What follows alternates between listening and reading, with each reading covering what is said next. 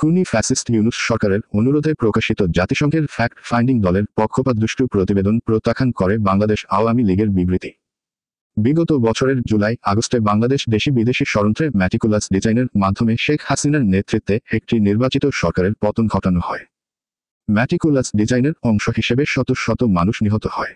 সরকার বিরোধী সেই আন্দোলনের আগে পরে সংঘটিত হত্যাকাণ্ড ও ঘটনা প্রবাহ নিয়ে জাতিসংঘের ফ্যাক্ট ফাইন্ডিং মিশন একটি প্রতিবেদন প্রকাশ করেছে। আমরা বাংলাদেশ আওয়ামী লীগের পক্ষ থেকে মনে করি যথেষ্ট বস্তুনিষ্ঠতা ও নিরপেক্ষতার নীতি অবলম্বন না করে প্রতিবেদনটি প্রকাশ করা হয়েছে এবং তা নিয়ে যথেষ্ট উদ্বেগের কারণ রয়েছে।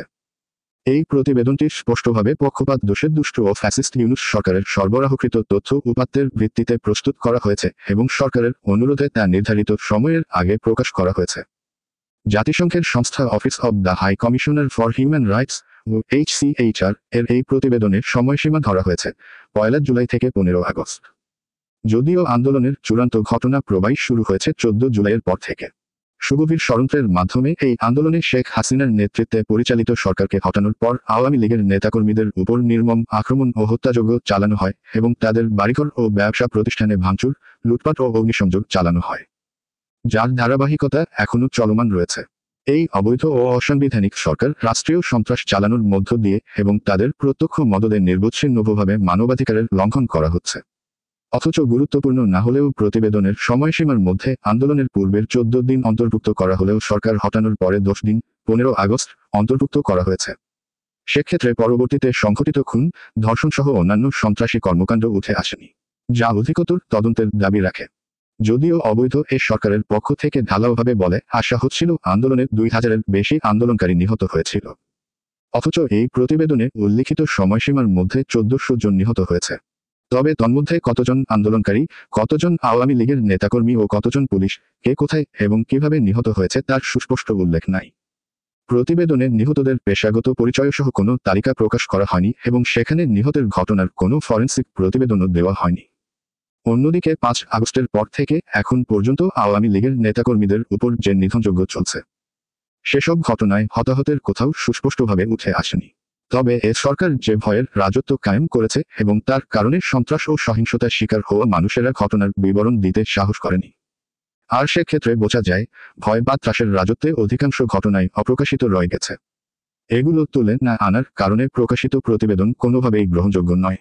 আবার যারা হিন্দু, বৌদ্ধ, খ্রিস্টান সহ অন্যান্য সম্প্রদায় ও জাতিগোষ্ঠীর গণহত্যাকারী এবং এ সকল সন্ত্রাসী কর্মকাণ্ডে জড়িতদের দায় মুক্তি দিয়েছে এই ফ্যাসিস্ট সরকার, যদিও সেটা তুলে আনা হয়েছে।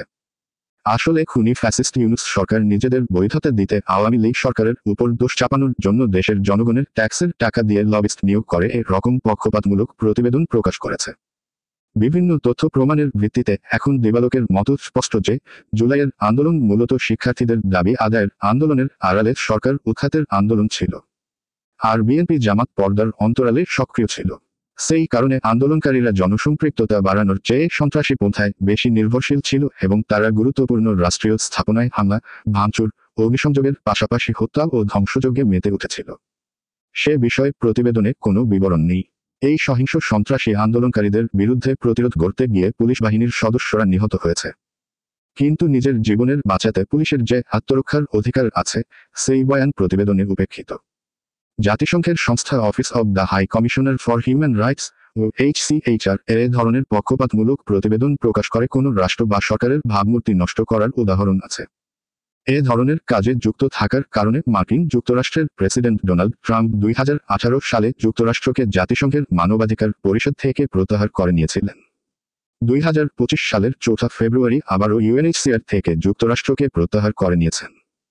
জাতিসংঘের এই ধরনের সংস্থার উপর খোদ মার্কিন যুক্তরাষ্ট্রের প্রেসিডেন্ট যেখানে আস্থা রাখতে পারেন না, সেই ধরনের সংস্থার উপর আমরা কিভাবে আস্থা রাখি?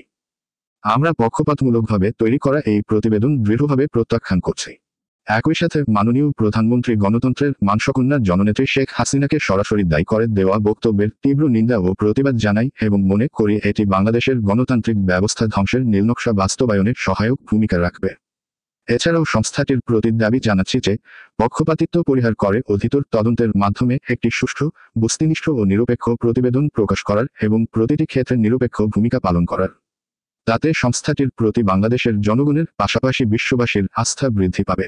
জয় বাংলা, জয় বঙ্গবন্ধু। বাংলাদেশ চিরজীবী হোক। প্রেস বিজ্ঞপ্তি।